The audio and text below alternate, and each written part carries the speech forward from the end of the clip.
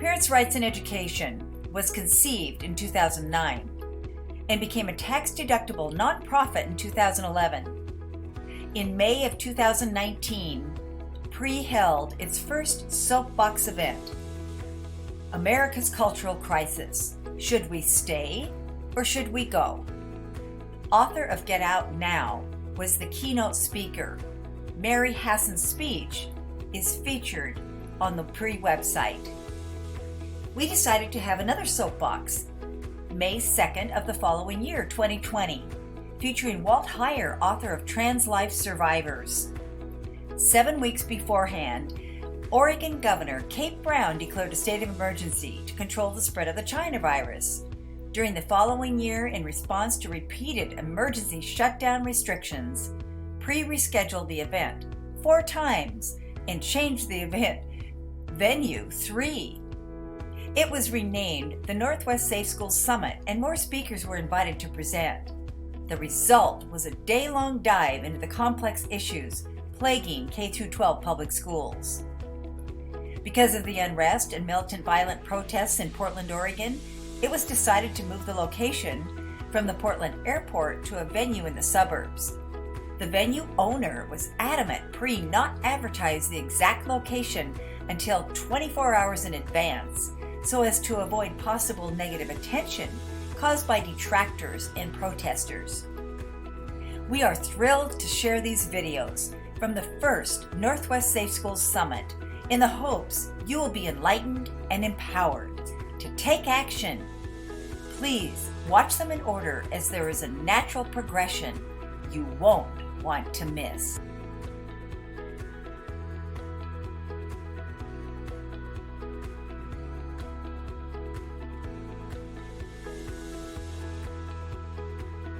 K-12, mask mandates, and vaccine passports.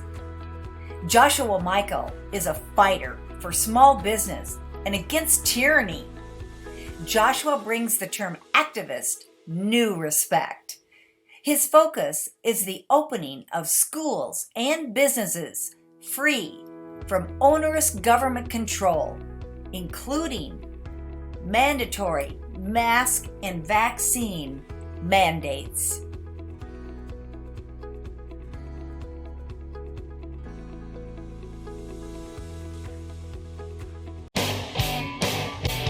Thank you. Thank you very much. Got to get my notes here. So thank you, Stacey Ann, and thanks, Suzanne, for putting this on, and all of you volunteers that have helped out today. This is a great event. It's a good step in the right direction. This is exactly what needs to be happening. The school board is the key to taking back our freedoms in our kids and basically helping out with all the education stuff. But we've been talking about all the school stuff, the sex rights and education. I have a proposal. How about we defund the CDC? Right? Seems to be that they are the root of the problem, and they're kind of a big problem. But I'm not here to talk about the CDC that much. But I want you all to just relax. This will be over soon. But I have the weapon of mass destruction for the 21st century. I have it here right in my pocket.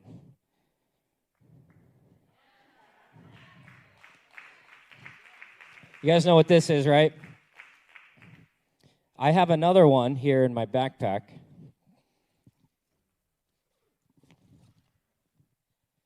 It's right here. Okay? The thing I really want to emphasize with this before I get into my speech is these two things have been basically the most effective in silencing us and also guiding our ideas and guiding our thoughts.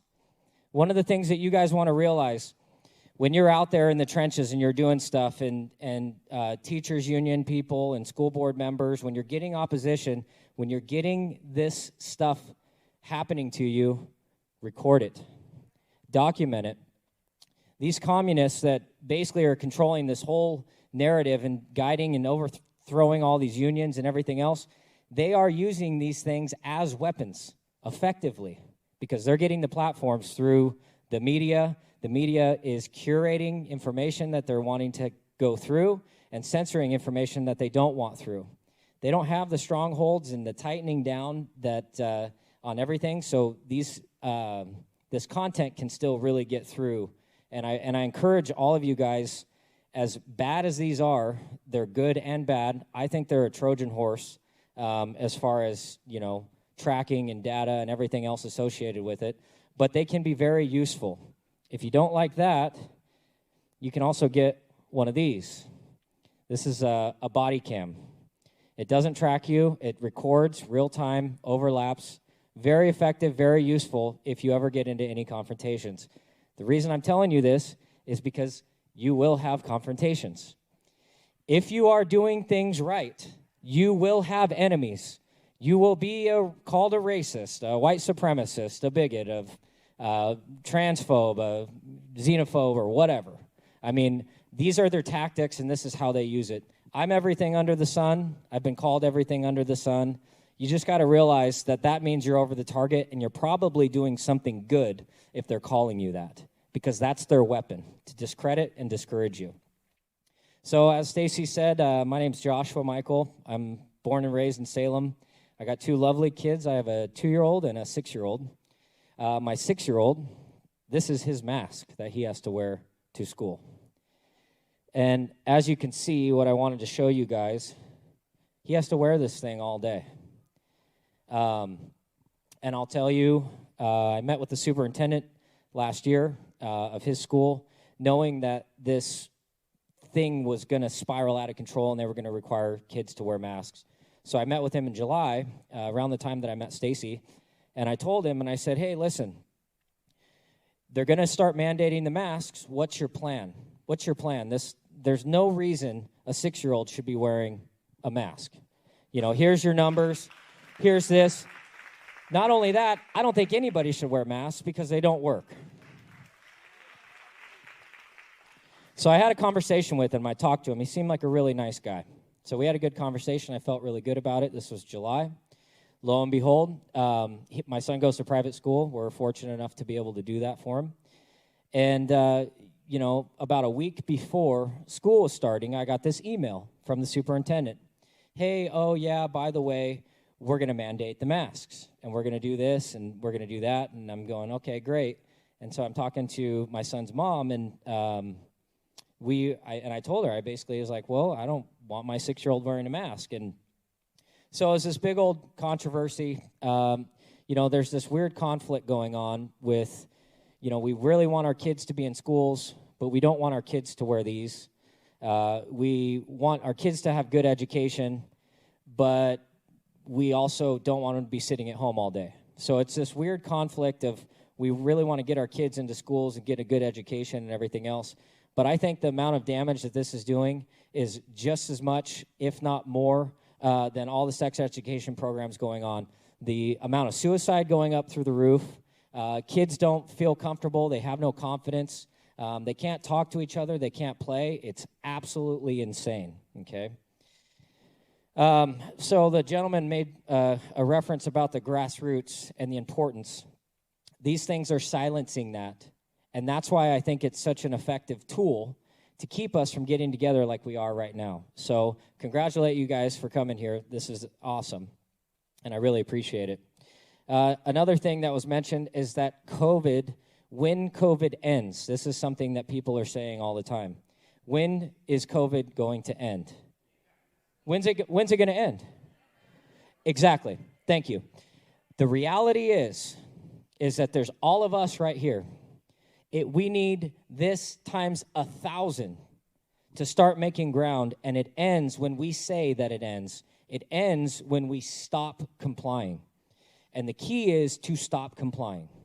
Until we do that, they're going to keep dragging this on, dragging it on, and they'll clench and release, and clench a little tighter, and then release. For example, I had my prediction on the radio a couple of weeks ago. I personally predict if we stay on the path that we are, which I don't know if we are, because if you're seeing this sweeping thing of propaganda going on, which means we are starting to wake up, which is a really, really good thing. Parents and everybody are starting to wake up. So it's really, really important that we keep going and we push forward. We reach out to our neighbor. We reach out to our friend. We have that little riff with somebody at the school, and say, hey, this is what I believe in. This is not what I want to do. That's okay. Get content.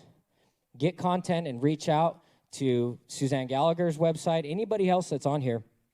Give them that content, because that content can be used not only just at the issue at hand, but it can be used to spread our message and spread the ridiculousness kind of tied around with this thing.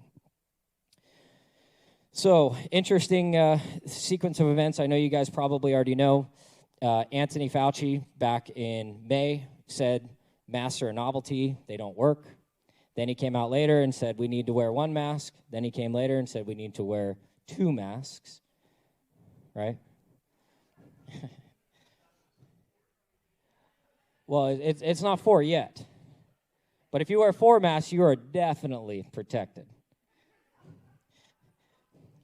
Even though you can't breathe, right?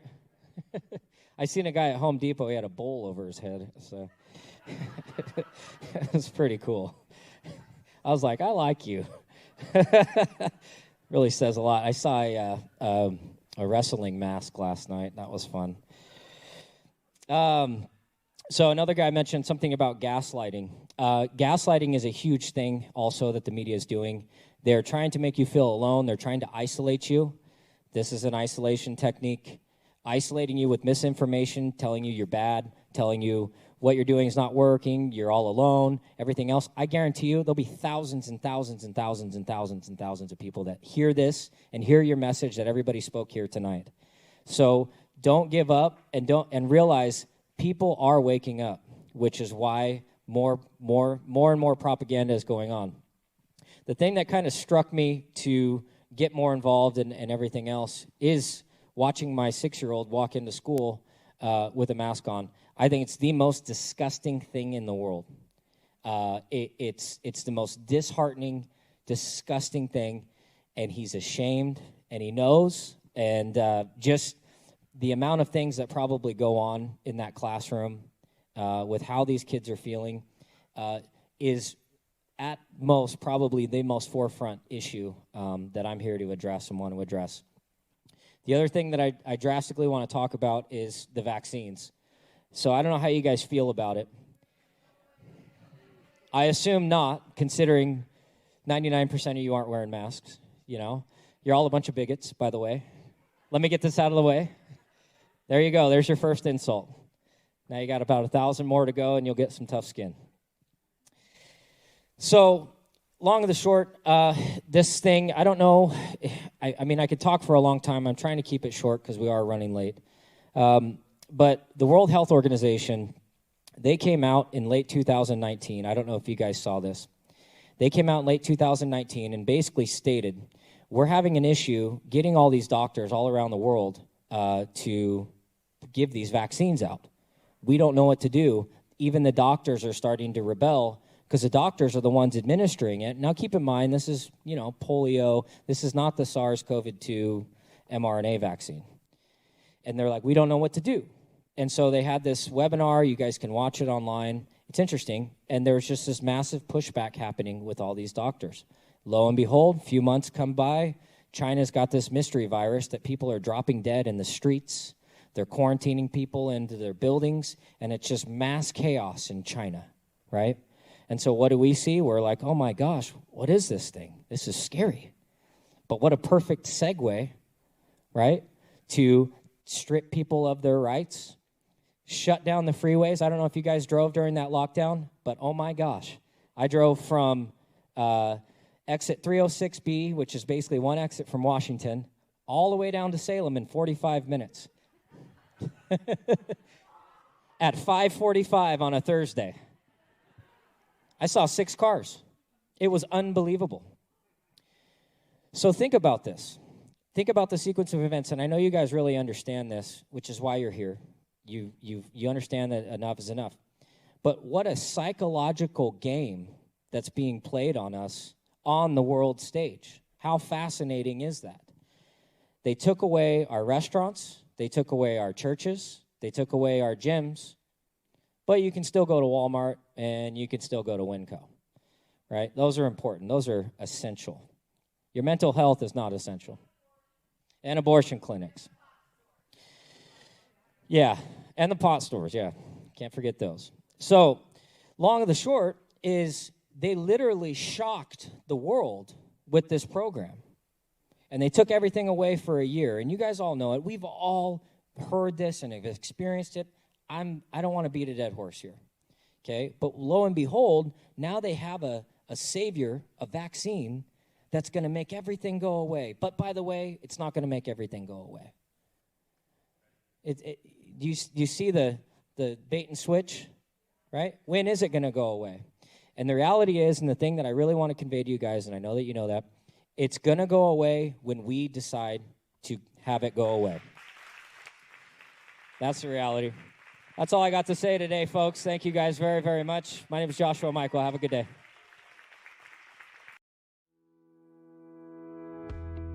Thank you for watching the Northwest Safe Schools Summit.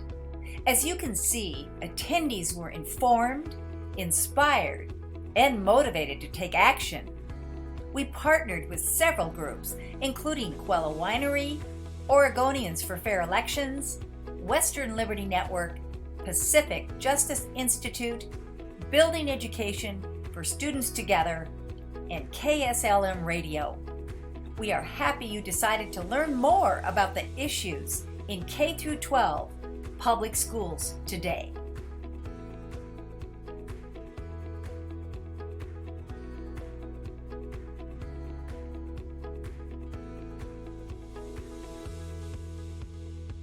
It just makes sense. Activism can be enjoyable when you are surrounded with like-minded people.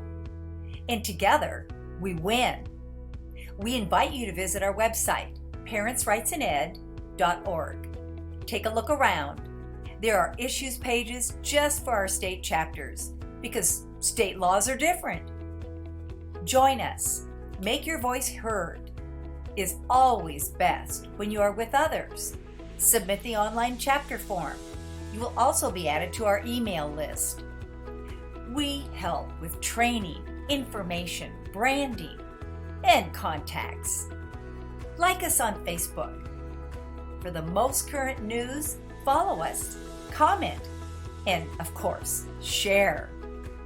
Join a pre-Facebook group in your state or local school district. Subscribe to the podcasts, Parents' Rights Now. These are not meant to be entertaining, but provide valuable information, catching you up on the issues quickly.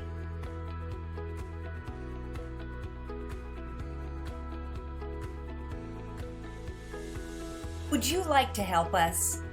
Our mission is possible. We've created a great program equipping parents and citizens with the tools they need to be effective in their local school districts.